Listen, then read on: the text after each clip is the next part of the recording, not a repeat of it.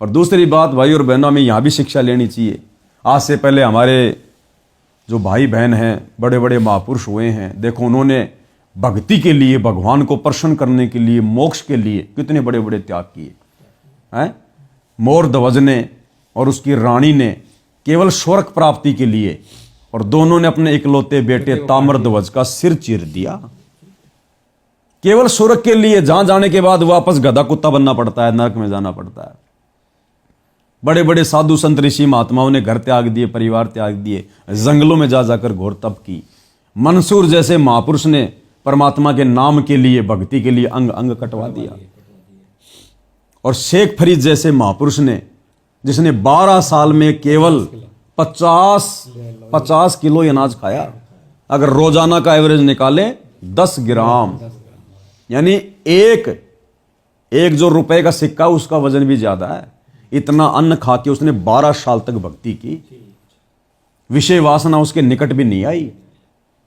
लेकिन आप और हमने तो वो भी नहीं करना, ना कम खाना ना ज्यादा खाना, हमने तो संयम करना है, जो गीता जी कह रही है, जो गुरु की वाणी कह रही है कि प्रथम अंजल संयम राखै, योग युगत बिर सतगुरु वाकै।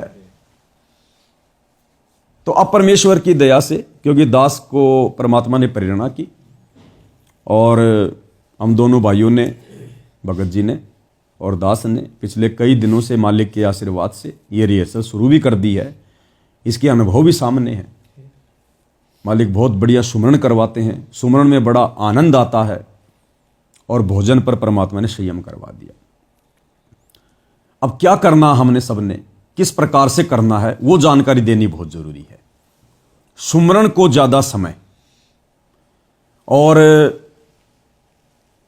क्योंकि दास अपने ऊपर ही लेकर बताएगा, परमात्मा जी के आशीर्वाद से पहले दास को बड़ी भूख लगा करती थी भाई। दिन में 2 टाइम का खाना तो था ही था, सुबह शाम का, और बीच बीच में और मूंगफली खा लिया, गुड़ खा लिया, और कुछ बना लिया, बच्चों ने बना लिया, किसी भगत के घर चले गए, वहां कुछ खा लिया।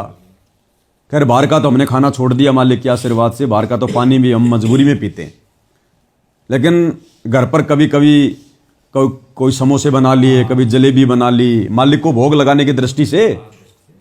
और वैसे भी कुछ न कुछ खाते ही रहते थे, कोई फल फ्रूट हो गया, कुछ हो गया, सारा दिन जानवर की तरह चलता ही रहता है, और भूख भी लगती थी, लेकिन भक्ति नहीं हो पाती थी। हालांकि हमारा ध्यान नहीं था उस तरफ, क्योंकि काल जाने नहीं देता। लेकिन सुमरण करते थे तो अंगड़ाई आती थी, उबासियां आती थी, प्रथम नाम का जाप करते थे।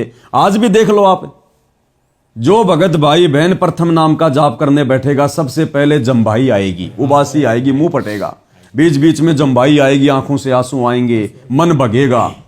कारण यही है, हमारा अंजल पर संयम नहीं है। क्योंकि सतगुरु ने जो फॉर्मूले बता दिए वो परम सत्य हैं, और गुरु कहता कि जब तक मेरे द्वारा बताए गए फॉर्मूले तुम लागू नहीं करोगे, तुम कभी भक्ति पर सफल नहीं हो सकते। जिस प्रकार गणित का फॉर्मूला है, मान लो मूलधन 100 रुपए, जब तक 100 रुपए मूलधन नहीं मानोगे, तुम जिंदगी में मूल रकम नहीं निकाल पाओगे। तो गुरु ने जो फॉर्मूला बता दिया कि प्रथम अंजल संयम राखै, जब तक हम संयम नहीं करेंगे भोजन पानी पर, हम कभी भी भक्ति सफल नहीं कर पाएंगे। सुमरण उस भाव से नहीं हो पाएगा, और विषय वासना भी सताएगी, नींद भी सताएगी, आलस्य भी आएगा, मन में तरह तरह के ख्याल भी आएंगे, नींद भी आएगी। तो अब परमात्मा ने दया बख्शी। अब मालिक ने क्या दया बख्शी? दास सुबह का नाश्ता नहीं करता है, कुछ भी, चाहे कुछ भी बनो, कुछ नहीं करता। सबसे पहले क्या करते हैं? सबसे पहले उठते ही, जैसे भाई दास को ज़्यादातर सेवा में रहना पड़ता है, रात्रि को लेट तक जगना पड़ता है, तो कभी कभार जैसे दास थोड़ा नित्य नियम ब्रह्म मुहूर्त में नहीं कर पाता, थोड़ा लेट हो जाता है। लेकिन प्रोसीजर वही है, चाहे ब्रह्म मुहूर्त में करो, चाहे 2 घंटे बाद करो। परमात्मा ने क्या करवा रखा है सभी सत्सेवक भाई बहनों के घरों में, जो दास भी करता है। सर्वप्रथम हम उठते हैं, उठते ही सबसे पहले परमात्मा जी का मंगलाचरण, और गुरु की महिमा में 8 वाणियां, समरथ साहेब, रत्न उजागर, सत्य पुरुष मेरे सुख के सागर। ये परमात्मा ने कबीर सागर के शरणार्थ में लिखा भी हुआ है कि बच्चों सबसे पहले उठते ही मंगलाचरण, उसके बाद ये 8 वाणियां हर एक भगत ने बोलनी है। वो चाहे उठते ही बेड पर बैठकर बोल लो, खड़े होके बोल लो, या हाथ मुंह धोकर फ्रेश होके बोल लो, जैसी भी आपकी व्यवस्था है। उसके बाद फिर हमारी क्या प्रोसीजर है, उसके बाद हम सर्वप्रथम गुरुदेव भगवान का आसन लगाते हैं और सर्वप्रथम गुरुदेव भगवान के चरण धोते हैं। हम आश्रम वाले भाई बहनों की तरह उस बंद बोतल में वो चरणामृत की 2 बूंद डाल के, ऊपर से सादा पानी डाल के, जो किसी भगत ने डाल के दे दी, या किसी भगत ने डाल के दे दिया वो चरणामृत हमारे को, आश्रमों से पकड़ा दिया, लो जी ये चरणामृत। हमें क्या पता वो चरणामृत है कि वो गुरु जी के परिवार का अमृत है, क्या हो, हमें क्या पता। वो चरणामृत बनाया किस भगत ने, उस भगत के क्या विचार हैं, वो मर्यादा में है कि नहीं है, उसके मन में क्या गंदे विचार चल रहे हैं, हमें क्या पता। तो वो चरणामृत हम यूज नहीं करते। हमारी दृष्टि में वर्तमान में वो चरणामृत नहीं है। जब तक अनजान थे तब तक हम भी उसी हिसाब से चरणामृत लिया करते थे। अब हमारे घरों में वो व्हाइट कलर की बोतल नहीं मिलेगी चरणामृत की। अब हमें पता चल गया कि रियल चरणामृत कैसे बनाना है। तो सबसे पहले सभी भगत भाई बहन मंगलाचरण, गुरु महिमा की 8 वाणियां, उसके बाद हाथ मुंह धो के या फ्रेश होके जैसे भी है गुरुदेव के दरबार में आते हैं, मालिक को दंडोत करते हैं, परमात्मा जी से आज्ञा लेते हैं कि हे परमेश्वर, दास पर रजा करो, मेहर करो परमात्मा, आप जी विराजमान होइए, दास आपके चरणामृत बनाकर और अपने पाप नाश करना चाहता परमात्मा, अपना आशीर्वाद बख्शो, दया बख्शो दास पे।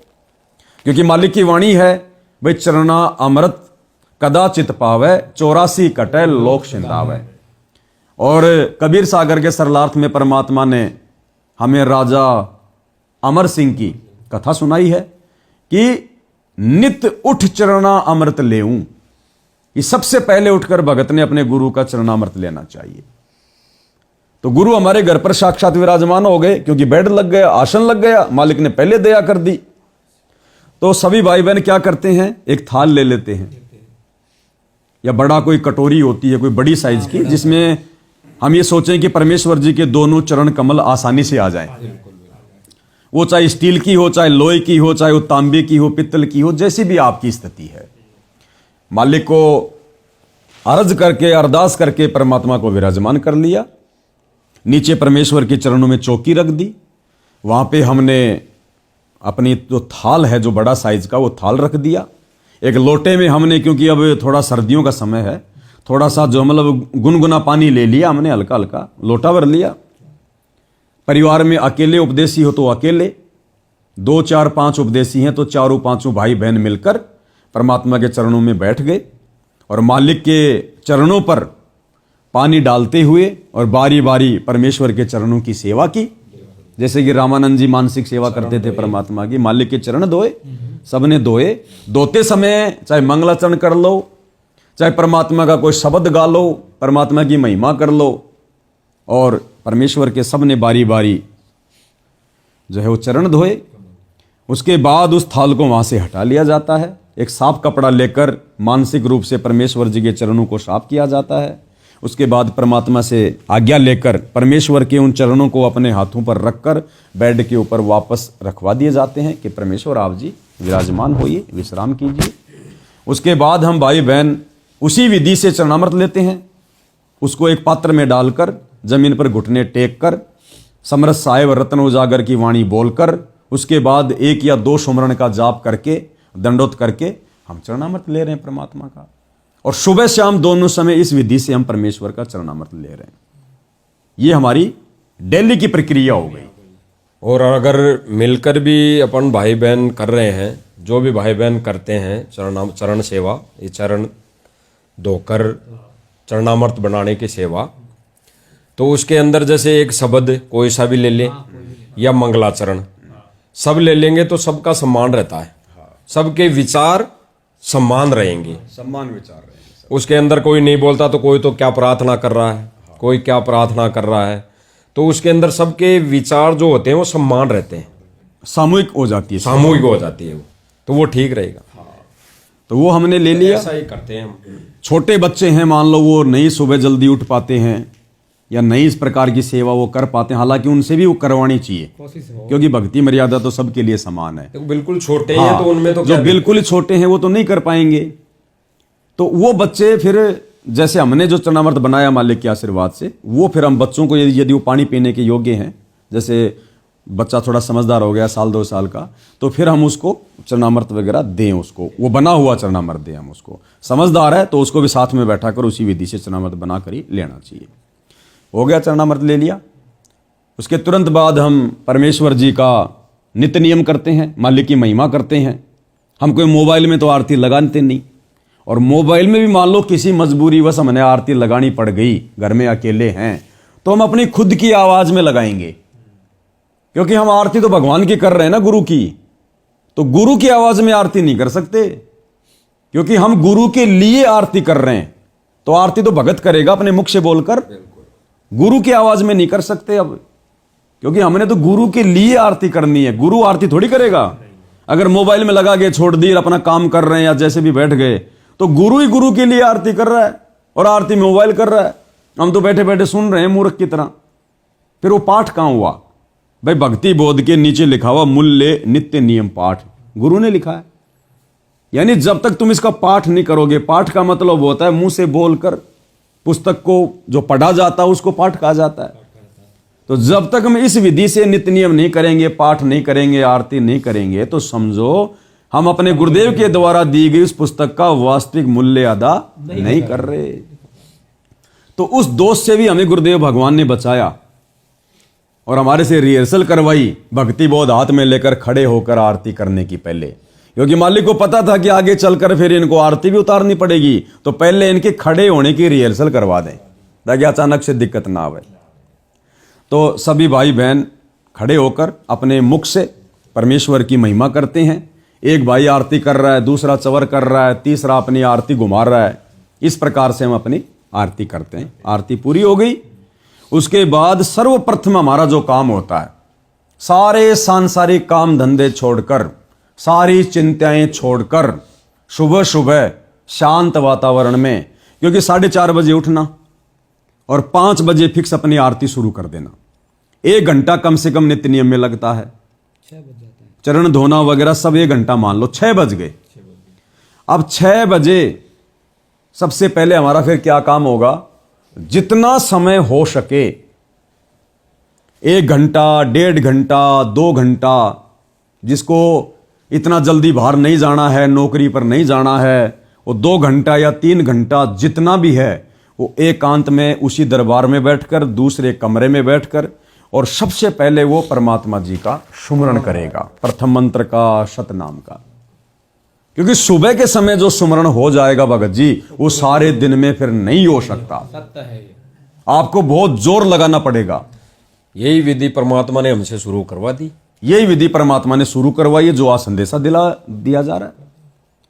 ठीक है, दिन में आप उस भाव से सुमरण नहीं कर पाओगे, उस ध्यान से सुमरण नहीं कर पाओगे जो सुमरण आप जी सुबह सुबह एकांत में बैठ कर लोगे। ठीक है जी, सुमरण करवा दिया परमात्मा ने। सुबह कोई नाश्ता नहीं ले रहे, क्योंकि आवश्यकता भी नहीं है। खा रहे हैं तो वो जबरदस्ती खा रहे हैं, उसकी आवश्यकता भी नहीं है। फिर परमेश्वर जी को भोग लगता है 10-11 बजे के आसपास भंडारे का। उस समय आपने हलवा बना लिया, घर में जो भी सादा भोजन बना वो आपने भोजन बना लिया, और परमात्मा जी को भोग आरती के साथ में फिर भोग लगाते हैं। एक छोटा सा शब्द है मालिक का, आज लग्या साहिब को भोग दीन के टुकड़े पानी का। साथ में एक विनती है 5-7 मिनट की, हम विनती करते जी गुरु जी थारे आगे। विनती मान लो किसी दिन आप नहीं कर पाओ, जल्दबाजी है तो कोई दिक्कत नहीं, लेकिन मंगलाचरण करके, मालिक से अरदास करके, और फिर वो शब्द गाकर हम परमेश्वर को भोग लगाएं। भोग लग गया, विधान पूरा हो गया, क्योंकि आपने गुरु को इष्ट मान लिया। गीता अध्याय 3 श्लोक 13 के अनुसार भोग लगा दिया। अब वो भोग बन गया प्रसाद, उसको खाने से हमारे पाप कर्मों का होगा नाश। ठीक है जी, भोग लग गया। अब भगत जी, ठीक है, जिस भाई को जैसा भी समय है, ऑफिस जाना है, काम धंधे पे जाना है, मजदूरी में जाना, खेत में जाना है, उस हिसाब से अपना भोजन साथ में लेके चले जाओ, या अपना भोजन अपने घर पर कर लो। लेकिन अब हमने पहले की तरह पेट भरकर भोजन नहीं करना, जो हम संयम नहीं दिखा रहे थे। अब हमने संयम दिखाना है, संयम रखना है, इच्छाओं का दमन करना है। ये मन तभी मरेगा, तभी न्यूट्रल होगा, निष्क्रिय होगा, तब हमें ये यहां से जाने की इजाजत देगा, हमें छोड़ेगा। अन्यथा यदि हम मीठे गन्ने की तरह विषय वासनाओं से भरे रहेंगे, इच्छाओं से भरे रहेंगे, मनमाना भोजन खाते रहेंगे, इच्छाओं के अनुसार चलेंगे, तो भैया ये हमें कभी भी नहीं छोड़ेगा।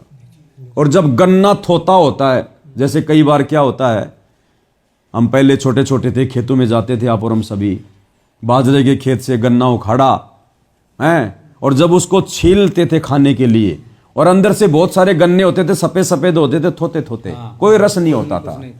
हम क्या करते थे? फेंक देते थे उसको। हम उसकी दूसरी पोली भी नहीं देखते थे कि वो मीठी है खारी। हम क्या देखते थे?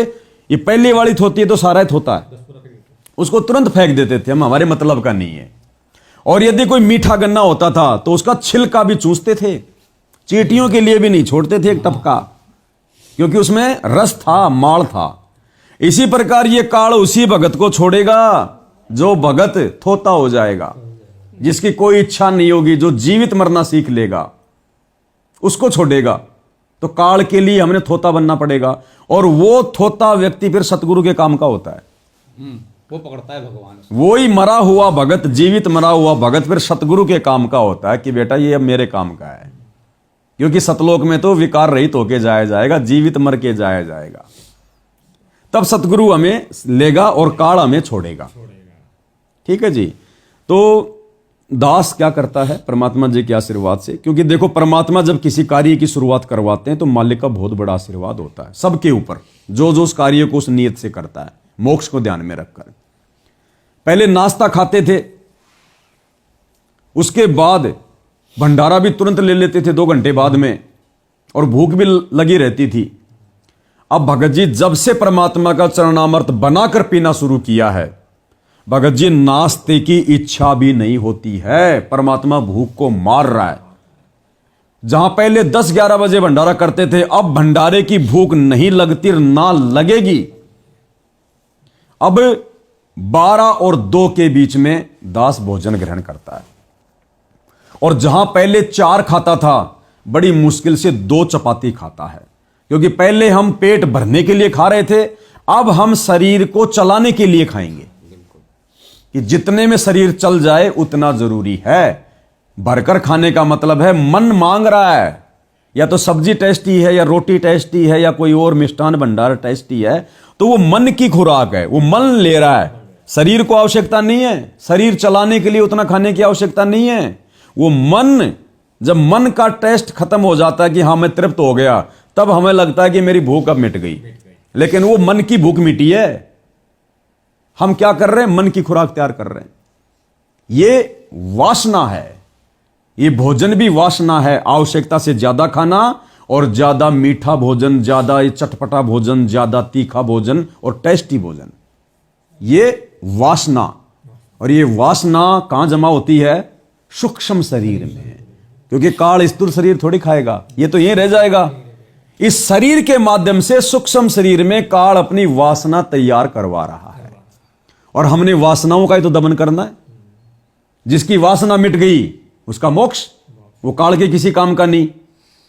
दूसरी बात, कितनी अच्छी चीज हो, कितनी मीठी चीज हो, कितनी तीखी चीज हो, कितनी टेस्टी चीज हो, एक बार जब वो हमारे गले से नीचे उतर जाती है, क्या हमें उसके टेस्ट का पता चलता है? क्या हमें वो आनंद आता है? नहीं आता ना। कहां तक आनंद आ रहा है? जब तक जीभ के ऊपर है, दांत चल रहे हैं, और वो एक आनंद ले रहे हैं हम उस चीज का। वो कौन ले रहा आनंद? ना जीभ ले रही, ना दांत ले रहे, ना पेट ले रहा, ना हम ले रहे, वो मन ले रहा है। वो अपनी खुराक तैयार कर रहा है सूक्ष्म शरीर में, धीरे धीरे धीरे धीरे धीरे धीरे। शराब पीने वाला शराब पीता है, पेट में जाने के बाद कोई आनंद है क्या? जब तक वो आ रहा है वासना बन रही है। हम कोई मीठी चीज खा रहे हैं, जब तक जीभ पर है, मुंह पर है, चबा रहे हैं, तब तक आनंद आ रहा है, काल की वासना जमा हो रही है। नीचे उतरते ही उसका कोई मतलब नहीं है। आप कितनी अच्छी मीठी चीज खा लो, रसगुल्ला खा लो, जैसे पेट में चला गया, एक घूंट पानी पी ली, हमें पता भी नहीं उसका टेस्ट क्या। अब वो गोबरी बनेगा, अब वो वेस्टेज ही बनेगा शरीर में, उसका कोई यूज नहीं है। काल ने जो टेस्ट लेना था उसका ले लिया। बाद में तो वो लेटरिन में निकलेगा। गन्ने का जूस पिया, जब तक यहां तक था आनंद आया, काल ने वासना जमा कर ली, टेस्ट की, अंदर चला गया, सुबह वो पेशाब में निकल गया। तो अब हमने इस वासना को रोकना है। इसके 2 फायदे होंगे, इसके 2 फायदे होंगे।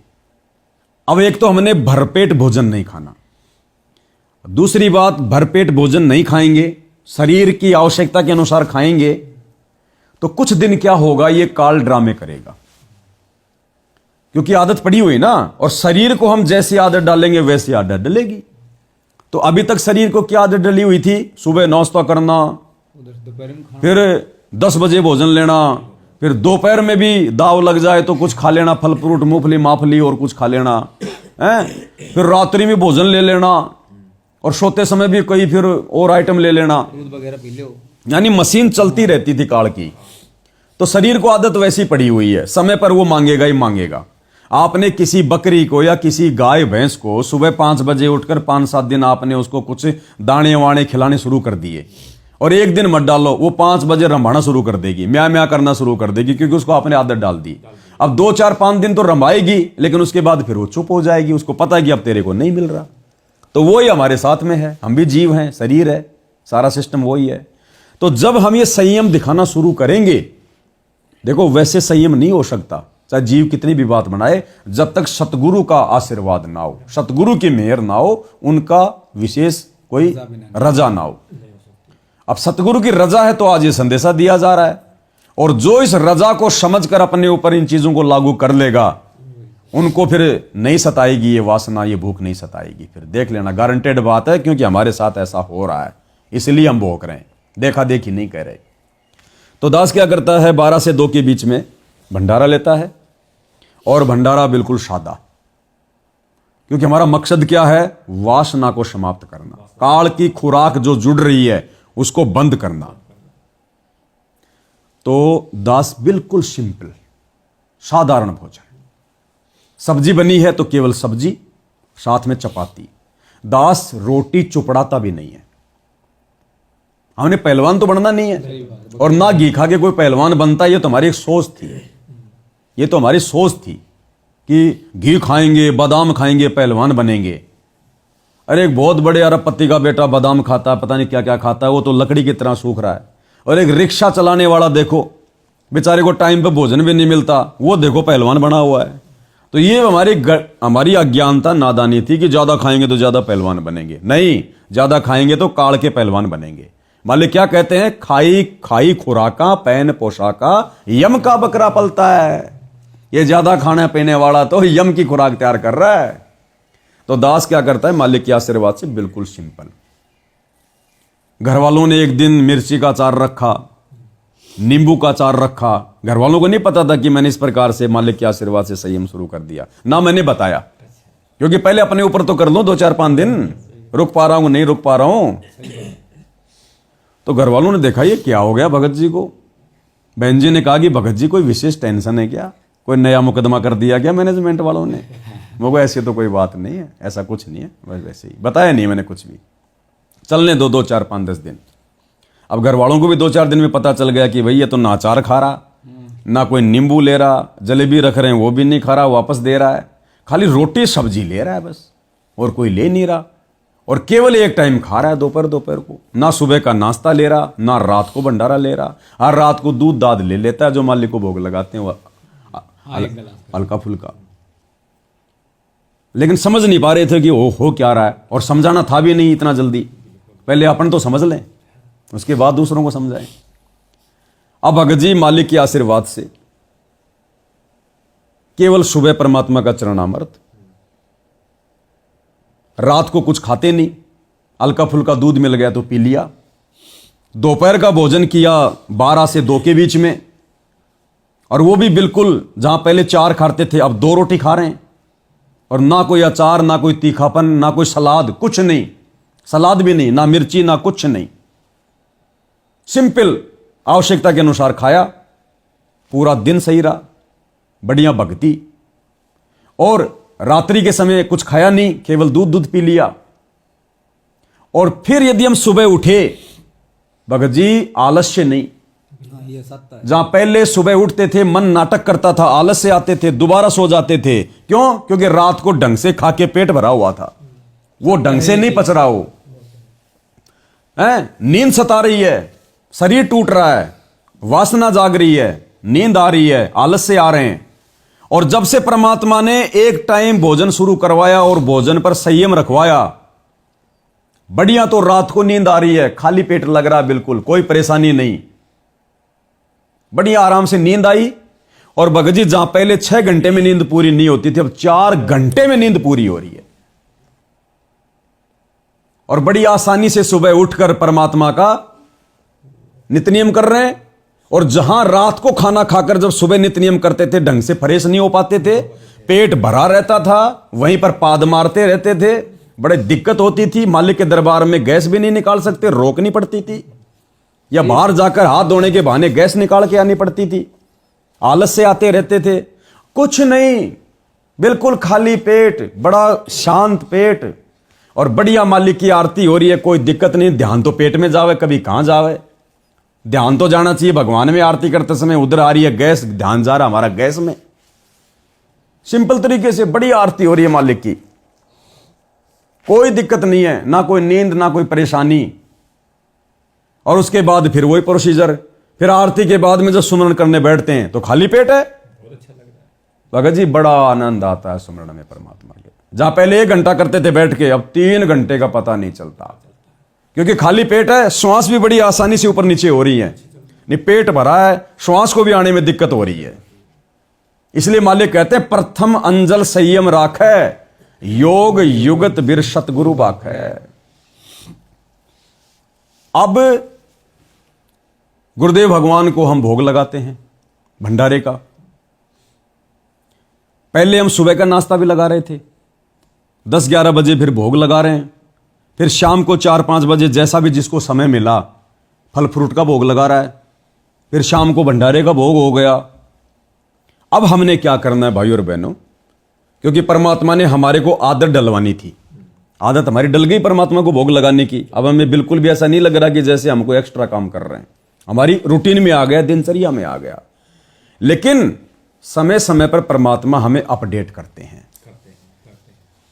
अब हमने भगवान पहचान लिया, भोग भी लगा रहे हैं, सारा काम कर रहे हैं, लेकिन अब उनकी सेवा सुमरण भक्ति से हमारा भला होगा। अब हमने क्या करना है, सुमरण को ज्यादा समय दिया जाए। उसके लिए माता बहनें अगर चाहें तो सुबह यदि आप गुरुदेव भगवान को नाश्ते का भोग नहीं लगाना चाहती हैं, या आप नहीं लगाएं तो भी कोई दिक्कत नहीं है। अब मान लीजिए आपके घर में छोटे बच्चे हैं, स्कूल जा रहे हैं, आपका पति है, आपका भगत है, वो कोई धंधा कर रहा है, मजदूरी कर रहा है, कोई ऑफिस जाता है, तो उनको तो नाश्ता बनाना पड़ेगा। अगर उस समय नाश्ता बना रहे हो तो फिर भगवान को भोग भी लगाना पड़ेगा, वो भी जरूरी है, क्योंकि जो भी बनेगा पहले भगवान को तो भोग लगेगा। अगर वो भगत नहीं है, अनुपदेशी हैं, ठीक है, तो आप जी उनको बनाकर दे दो, उनको खिला दो, कोई दिक्कत नहीं है। लेकिन जब आप खाओ उससे पहले तो भगवान को भोग लगेगा, ठीक है। तो जिनकी मजबूरी है ऐसी, वो तो नाश्ता बना सकते हैं, भगवान को भोग लगाओ। सुबह के समय हलवे राम का भोग लगाना कोई जरूरी नहीं है, केवल भंडारे के समय आप जी परमात्मा का छोटा सा हलवा राम बना लो। भोग के समय हलवा बनाना जरूरी नहीं है। और जो भगत हैं सारे, ऐसा विशेष कोई काम भी नहीं है कि भाई मैंने 7 बजे निकलना है ड्यूटी पर, मैंने 8 बजे निकलना है, तो आप कोशिश करो कि आप सुबह का नाश्ता बनाना छोड़ दो। नित्य नियम के बाद सबसे पहले क्या करते थे, नाश्ता बनाते थे, फिर मालिक को भोग लगाते थे, घंटा भर हमारा उसमें हो जाता था, ऐसे ही 9-10 बज जाती थी, समय निकालने का काम। हाँ, और बाद में फिर सुमरण उस हिसाब से हो नहीं पाते थे, वो आनंद नहीं आता। तो अब हमने क्या करना है, ऐसी अगर कोई विशेष परिस्थिति आपके सामने नहीं है, यदि सुबह का नाश्ता बनाने की मजबूरी नहीं है, तो आप जी सुबह का नाश्ता ना बनाइए, और नित्य नियम के तुरंत बाद में 1 घंटा 2 घंटा मालिक के सुमरण में बैठिए आप। उसके बाद जब भंडारे का समय हो तो परमात्मा को भंडारे का भोग लगाओ, और बिल्कुल सिंपल बनाओ, बिल्कुल सिंपल। देखो भगत जी क्या है, क्योंकि भाई बहनों को बतानी जरूरी होती हैं बातें, जरूरी है, ठीक है। संदेशा है मालिक का। बहुत सारे भाई बहन ऐसे वो घर में अकेले हैं, और उनको ऐसा लग रहा कि मेरा तो पेट भरा हुआ है, मुझे भोजन की 10 बजे आवश्यकता नहीं है। लेकिन इधर परमात्मा को भोग लगाना भी जरूरी है। अब भोग लगा दिया तो उसको खाएगा कौन, तो इसमें क्या है कि भगवान कोई भोजन का भूखा नहीं है, ना भगवान का शरीर आप और हमारी तरह भोजन से चलता है। यह तो एक विधान है कि भाई जो भी भगवान ने दिया है, जो घर में बना रहे हो, सबसे पहले भगवान को समर्पित करो, अर्पित करो, उसके बाद उसको तुम ग्रहण करो, पाप कटेंगे। तो यह जरूरी नहीं है, मान लीजिए मुझे सुबह भोजन भंडारे की इच्छा नहीं है, मैं नहीं बनाना चाहता सुबह का भोजन भंडारा, तो कोई जरूरी नहीं है भगवान के लिए भी बनाना, गुरुजी के लिए बनाकर भोग लगाना भी कोई जरूरी नहीं है, क्योंकि गुरुजी भोजन का भूखा नहीं है, गुरुजी का शरीर भोजन से नहीं चलता। आपने जब जब भोजन खाना है उस समय खाने से पहले गुरुजी को भोग लगाना जरूरी है। आपने सुबह का खा लिया, शाम को आपकी इच्छा नहीं है भोग बनाने की, भोजन खाने की, तो आप जबरदस्ती ना करें। गुरुजी को भी भोग लगाने की, बनाने की जरूरत नहीं है, क्योंकि भगवान का शरीर भोजन से नहीं चलता। हम केवल इसलिए भोग लगा रहे हैं भगवान को, ताकि उसको खाने से पहले भगवान को समर्पित हो जाए तो हमारे पाप कटें। बाकी भगवान दोनों टाइम हमारे भोजन का इंतजार नहीं करता, भगवान का शरीर भोजन से नहीं चलता। तो मन में कोई भाई बहन ये दोष ना पाड़े कि भाई मैं नहीं खा रहा तो गुरुजी को तो लगाना ही पड़ेगा, नहीं, बिल्कुल सही है कि नहीं। तो मान लो मैंने सुबह भोजन बना दिया, भगवान को लगा दिया सिंपल सादे तरीके से, और शाम को मान लो मुझे लगता है कि पेट भरा हुआ है, खाना वेस्टेज जाएगा, जबरदस्ती का खाना हो जाएगा, तो मत बनाओ, मत भगवान को भोग लगाओ, हैं। एक गिलास दूध का भगवान के चरणों में रख दो, उसको बाद में आप पी लो, आराम से आप अपना भजन करो, अपना विश्राम करो, कोई दिक्कत नहीं है इसमें। फिर शाम के 4 बजे जो हम फल फ्रूट का भोग लगा रहे हैं, कोई जूस का भोग लगाता है, आप ना चाहो तो शाम के समय वो परमात्मा को शाम वाला भोग भी ना लगाओ, कोई जरूरी नहीं है किसी भी प्रकार की, क्योंकि अब हमने संयम रखना ना। अब संयम रखना तो फिर हमने उन चीजों को कम करना पड़ेगा, अगर भोग लगाया तो फिर हमने भी खाना पड़ेगा, बात वही है ना। फिर संयम कहां रहा फिर हमारा, है कि नहीं। तो अब हमने संयम बरतना पड़ेगा, तो भोग में भी हमने थोड़ी सी कटौती करनी पड़ेगी। तो सुबह लगा लिया, शाम की इच्छा नहीं है तो मत लगाओ भाई, बिल्कुल भी आराम से अपना भजन करो, निश्चिंत होकर सो, परमात्मा बड़ा प्रसन्न है, कोई नाराजगी नहीं है। सुबह का भोग लगाने की इच्छा नहीं है, मतलब खाने की इच्छा नहीं है, तो भोग बनाकर भगवान को लगाने की कोई जरूरत नहीं है। जब जब इच्छा हो तो उस समय भगवान को पहले लगाओ, ताकि वो प्रसाद बन जाए, फिर अपन खा लो।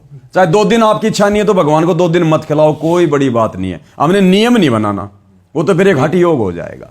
देखो इसके अंदर जो गीता जी में प्रमाण दिया, आपने भी दिया, और पहले से ही प्रमाण लिखा हुआ है कि उस प्रमाण के अनुसार भगवान को भोग लगाकर उस प्रसाद को ग्रहण करना चाहिए, पाप कटेंगे।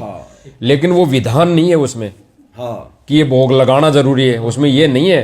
वो तो भगवान को भोग लगाकर उस प्रसाद को ग्रहण करने से पाप कटते हैं जीव के। मतलब गीता जी में रोजाना लगाने का विधान नहीं है, केवल भगवान को लगाने का विधान है कि जब भी आप कुछ खाओ पहले भगवान को अर्पित करो, वो विधान है उसमें, वो अर्पित करो। ठीक है जी। हाँ, निर्णय नहीं लेना है इसका, कोई करना ही है तो हटो हो जाए करना तो ये है। कई मान लो अब जैसे भगत जी ने बताया कि इच्छा नहीं है मेरी, भाई भंडारा लेने की मेरी इच्छा नहीं है, और वो ये सोच ले कि ये तो विधान तो है भाई भगवान को भोग लगाना, लेकिन ये विधान नहीं है उसमें। अगर वो लगा दिया भोग और खुद नहीं लेगा तो उसका क्या करेगा भाई, प्रसाद का फिर उसका निरादर होगा, फिर तो ज्यादा उल्टा वो मतलब दोषी हो जाएंगे। बताया गया कि अंजल साहिब रूप है, फिर भगवान पाती है बात। फिर दोषी होगा वो, अंजल साहिब रूप है ना, इसलिए अब भोग लगा के हम नहीं खा रहे तो फिर हमने लगाया किस लिए? गाय के पाप थोड़ी नाश करने, और ना गाय के पाप नाश होंगे, क्योंकि वो तो मनुष्य योनि पे ज्यादा प्रभाव करेगा। तो यही प्रमाण गीता जी में है कि जब भी आप खाओ, यानी आपको अगर किसी चीज की आवश्यकता है तो पहले भगवान को भोग लगाओ। भगवान को भोग लगाए बिना जो अन्न पकाते हैं वो पाप खा रहे हैं, उसमें रोजाना लगाने का विधान नहीं है। जब जब आप खाओ उस समय लगाओ, इसमें यह विधान नहीं कि लगाना जरूरी है। हाँ ठीक है जी, दया हो रही है परमात्मा की, इससे हमारे भोजन पर संयम होगा, परमात्मा की वाणी सफल होगी, मालिक का विधान बना रहेगा, और हमारी भक्ति सुमरण भी बहुत बढ़िया चलेगा। ठीक है, क्योंकि हमने तो काल की खुराक कम करनी है, वासना का सत्यानाश करना है। जब तक वासना है, जब तक हमारे अंदर ज्ञान है, तब तक काल नहीं छोड़ेगा। ठीक है जी, हो गया। अब भगत जी सिंपल खाना, बिल्कुल। अगर हम अचार खा रहे हैं, देखो वैसे खा सकते हैं, मना ही नहीं है, लेकिन जहां तक हम बचे हमें बचना चाहिए। हमने अचार खाया, नींबू का हो, चाहे कैरी का हो, चटपटा हो, मीठा हो, आम का हो, आंवले का हो, कैसा भी हो, सलाद सलूद वगैरह। क्योंकि देखो पेट तो भरना है सब्जी रोटी से, दाल रोटी से, पेट भरने का तो वही तरीका है। बाकी तो सारे मन की खुराक के आइटम है कि रोटी के साथ में सलाद भी ले लूं, अरे सब्जी तो मिल ही रही है, साथ में नींबू भी ले लूं, वो मन की खुराक है। वो जो चटपटे जो तीखे आ रहे हैं साथ में, अचार फचार वगैरह, कई लोग जैसे नमकीन डाल लेते हैं साथ में, वो करड़ करड़ के लिए आनंद आ रहा है, साथ में आपने नींबू भी खा लिया। अरे सब्जी जब उसका लगान है, अलग से नींबू की क्या जरूरत है। गुरुजी कहते हैं जिसको भूख है वो तो सूखी रोटी भी खा जाएगा, वो भी उसको अमृत के जैसे लगेगी अगर भूख है तो इससे क्या होगा, ये चटपटे आहार खाने से, मीठे खट्टे पीठे भोजन खाने से भी हम किसकी खुराक तैयार कर रहे हैं, काल की। और काल कब छोड़ेगा, जब उसकी खुराक नहीं मिलेगी।